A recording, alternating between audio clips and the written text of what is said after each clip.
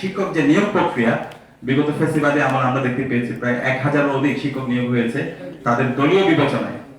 এখানে মেরিটোক্রেসিকে একদম ভেঙে চুরমার করে দেওয়া হয়েছে, ধ্বংস করে দেওয়া হয়েছে।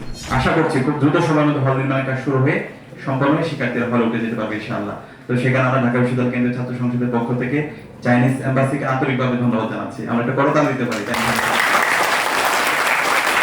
আমরা ডাকসুর যখন নির্বাচনের আমাদের ইশতেহার দিয়েছিলাম এবং আমরা যখন ক্যাম্পেইন করছিলাম তখন আমরা বারবার বলেছি আমরা আমাদের ঢাকা বিশ্ববিদ্যালয়কে একটা পূর্ণাঙ্গ একাডেমিক ইনস্টিটিউট করতে চাই।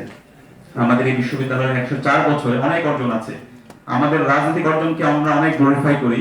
ঢাকা বিশ্ববিদ্যালয় বাংলাদেশের সেন্টার পয়েন্টে আছে, সেই হিসাবে আমার রাজনৈতিক অর্জন অবশ্যই আমার দরকার। কিন্তু একটা বিশ্ববিদ্যালয়ের যে মূল কাজ, বিশ্ববিদ্যালয় প্রতিষ্ঠার যে মূল কাজ, জ্ঞান অর্জন করা, জ্ঞানের প্রতি শিক্ষার্থীদের উদ্বুদ্ধ করা, গবেষণা, বিজ্ঞান, প্রযুক্তি, শিল্প, সাহিত্য, সংস্কৃতিতে সারা বিশ্বব্যাপী নেতৃত্ব দেওয়ার জন্য নিজেদেরকে উপযোগী হিসেবে তৈরি করা, সেই পর্যালোচনাটা কিন্তু ঠিক মতো হয়নি।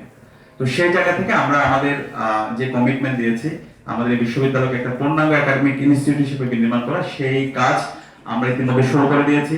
বিশ্ববিদ্যালয়ের প্রশাসনের সাথে আমরা ইতিমধ্যে অনেকবার বসেছি।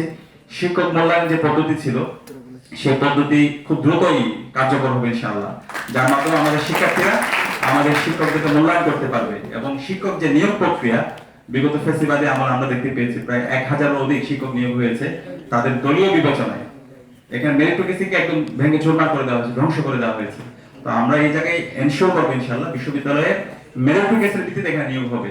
কোনো দলীয় পরিচয়, বর্গীয় পরিচয় অথবা কোনো বাণিজ্যের মাধ্যমে এখানে কোনো নিয়োগ হবে না। তো সেই কাজ, সেই প্রক্রিয়া ইতিমধ্যে চলমান আছে এবং খুব দ্রুত কার্যকর হবে।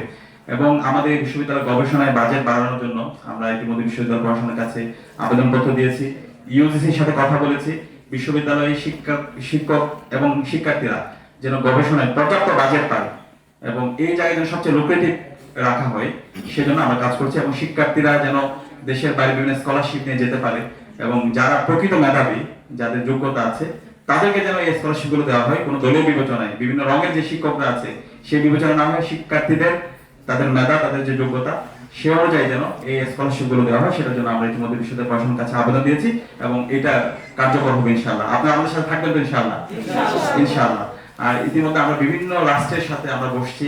আমরা চাই আমাদের বাংলাদেশে, বিশেষ করে ঢাকা বিশ্ববিদ্যালয়ে অপারেট আমাদের সম্ভাবনা আছে। আমাদের ন্যাচারাল, বাংলাদেশে যেমন ন্যাচারাল রিসোর্স আছে পার্বত্য চট্টগ্রাম থেকে শুরু সব জায়গায়, একই সাথে আমাদের এখানে হিউম্যান রিসোর্স আছে। তো এই রিসোর্স গুলোকে আমরা যদি কাজে লাগাতে পারি তাহলে আমরা সারা বিশ্বব্যাপী আমরা নেতৃত্ব দিতে পারবো। আমাদের এই বাংলাদেশের শিক্ষার্থীরা সারা বিশ্বব্যাপী নেতৃত্ব দেওয়ার মতো তাদের সেই সক্ষমতা আছে, তাদের সেই যোগ্যতা আছে, মেধা আছে। তো সেই মেধা যোগ্যতা আমরা একটা এক্সচেঞ্জ করতে চাই সারা বিশ্বের সাথে। তো ইতিমধ্যে আমরা ইউরোপীয় ইউনিয়নের সাথে আমরা বসেছি, আমরা ব্রিটিশ হাই কমিশনের সাথে বসেছি, আমরা চায়নার সাথে বসেছি, বিভিন্ন দেশের সাথে আমরা বসছি। আমাদের এই ধরনের এক্সচেঞ্জ প্রোগ্রামগুলো, কালচারাল এক্সচেঞ্জ প্রোগ্রাম, সেগুলো অব্যাহত থাকবে এবং দুই দেশ এর মাধ্যমে উপকৃত হবে ইনশাআল্লাহ। তো আজকে চাইনিজ এম্বাসি এবং কনফুসিয়াস ইনস্টিটিউট তারা আমাদের সাথে কোলাবোরেশনে কাজ করছে। এই ধরনের কাজগুলো আমরা অব্যাহত রাখবো।